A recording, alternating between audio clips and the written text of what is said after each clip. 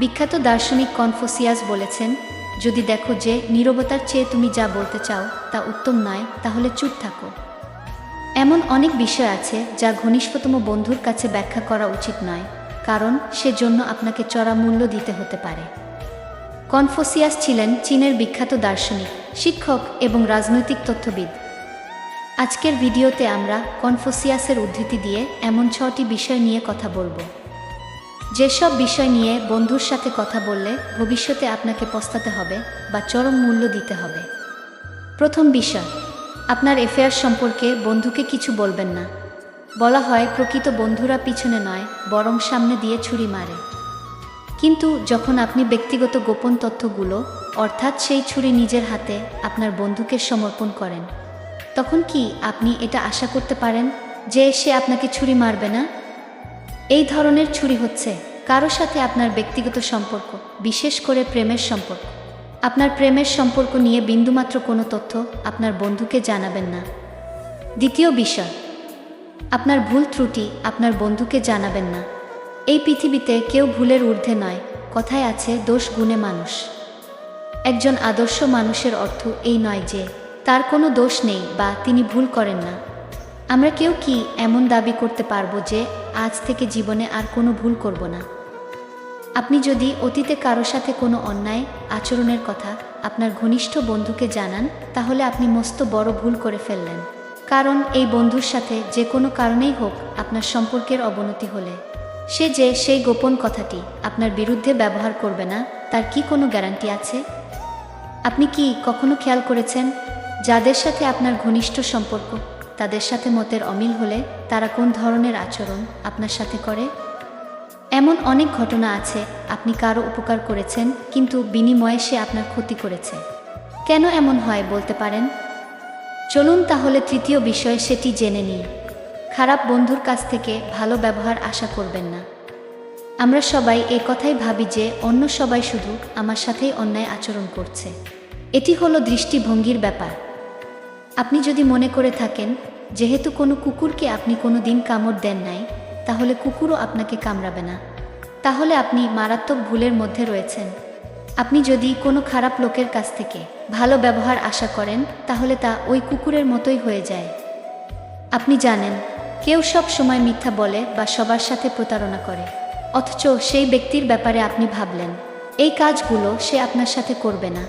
আপনি ভুলভাবে নিজেকে এই কথা বিশ্বাস করান যে ওই ব্যক্তি আপনার সাথে ভালো ব্যবহার করবে বা আপনার উপকার করবে, কিন্তু বাস্তবতা হলো তার উল্টো।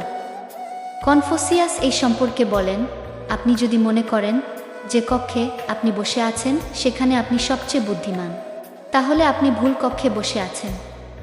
চতুর্থ বিষয়, চাটুকার বন্ধুর কাছ থেকে যোজন যোজন দূরত্ব বজায় রাখুন। কনফুসিয়াস বলেন, যে ব্যক্তি আপনার চাটুকারিতা করে সে প্রকৃতপক্ষে আপনার শত্রু, আর যে আপনার ভুল ধরিয়ে দেয় সে আপনার প্রকৃত বন্ধু। আপনি ভালো বা খারাপ যে কাজেই করেন না কেন, যে ব্যক্তি আপনার প্রতিটি কাজকে সমর্থন করে সে আপনার বন্ধু নয়। কারণ হয়তো আপনি কোনো ভুল সিদ্ধান্ত নিয়েছেন যা ভবিষ্যতে আপনার ক্ষতির কারণ হতে পারে, তখন ওই ব্যক্তির উচিত ছিল আপনাকে সতর্ক করা, কিন্তু তা না করে সে আপনাকে সমর্থন জানাচ্ছে। এই অবস্থায় সে আপনাকে উঁচু পাহাড় থেকে ধাক্কা দিয়ে নিচে ফেলে দেওয়ার রাস্তা তৈরি করছে।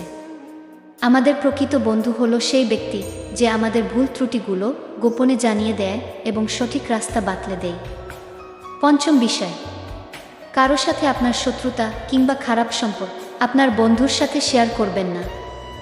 আমরা অনেক সময় নিজের মস্তিষ্ক ঠান্ডা করার জন্য আরেকজনের সাথে শত্রুতা কিংবা এর পুরো বিবরণ ঘনিষ্ঠ কোনো বন্ধুকে জানিয়ে দিই, কিন্তু এই কাজটি মারাত্মক ভুল ও বিপজ্জনক।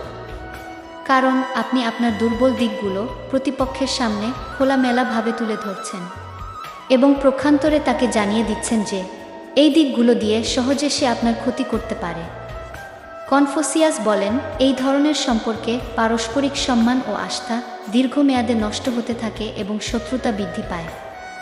ষষ্ঠ বিষয়, নিজের ভবিষ্যৎ পরিকল্পনা কোনো মুখরা ব্যক্তিকে জানাবেন না।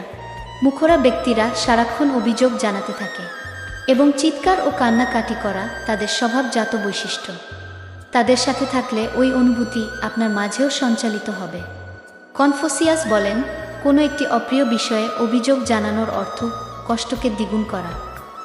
বিষয়টিকে হাসি দিয়ে উড়িয়ে দেওয়ার অর্থ ওই অপ্রিয় বিষয়টিকে ধ্বংস করা। অবশ্য কনফুসিয়াসের উদ্দেশ্য এইটা নয় যে আপনি বসে বসে হাসতে থাকুন, তাহলে আপনার সব সমস্যার সমাধান হয়ে যাবে।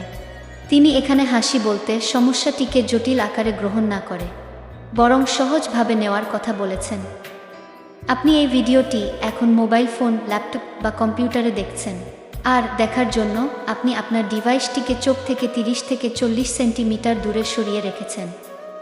কিন্তু আপনি যদি ডিভাইসটিকে আপনার চোখের সামনে লাগিয়ে রাখেন, তাহলে কিছু দেখতে পাবেন।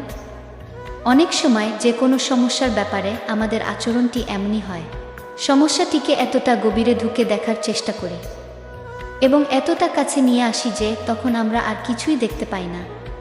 একটু দূর থেকে সমস্যাকে দেখার চেষ্টা করুন, তাহলে বুঝতে পারবেন সমস্যাটি আসলে কি, এবং আশা করছি সমস্যার সমাধান করতে পারবেন। প্রিয় বন্ধুরা, এতক্ষণ সাথে থাকার জন্য ধন্যবাদ সবাইকে।